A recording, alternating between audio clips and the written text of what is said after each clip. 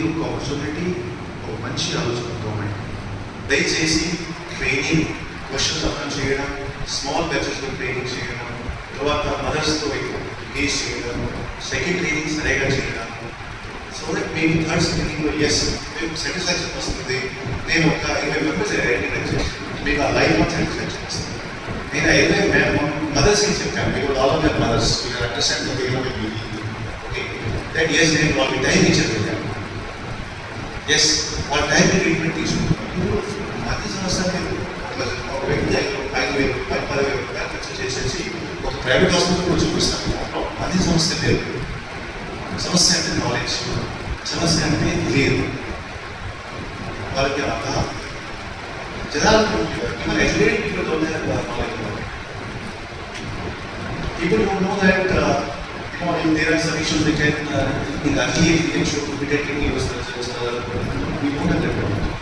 So madam, నేను only informal and important, but దయచేసి I have told it to be very hooked up and కానీ నేను కొన్ని ఈ రియాలిటీ గురించి ఎందుకు మాట్లాడుతున్నాను, బికాజ్ ప్రతిరోజు చూడడం జరుగుతుంది.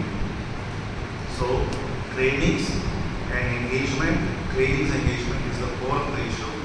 Mothers ఇంకా engage అవ్వాలి, అది నేను రిక్వెస్ట్ చేస్తాను. And I'm very very thankful for inviting me and I wish best wishes. ICDS CDPO అంటే CDPO అంటే పేరుంటే child development project office. Child development అంటే ఓన్లీ ఫిజికల్గా కాదు, ఫిజికల్గా మెంటల్లీగా మనం డెవలప్ అయ్యిందంటే నీ పోస్ట్ యొక్క అక్కడ సార్థకత అనేది ఉంటుంది.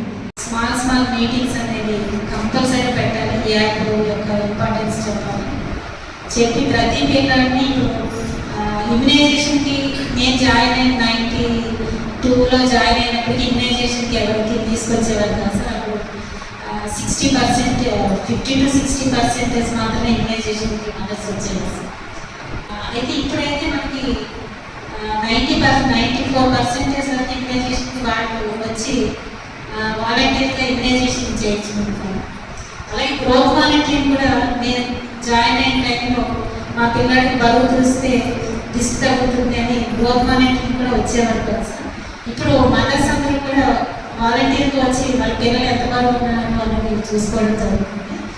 అయితే ఇప్పుడు మనం ఈ నవచేతన యాప్ మీద మనం అవేర్నెస్ ఎక్కువ ఇచ్చినట్టయితే వాళ్ళ పిల్లల బిహేవియర్ ఏ విధంగా ఉంది, ఫ్యూచర్లో మనం విజన్ 2047 అనుకుంటున్నాం, వికసిత భారత్ అనుకుంటున్నాం.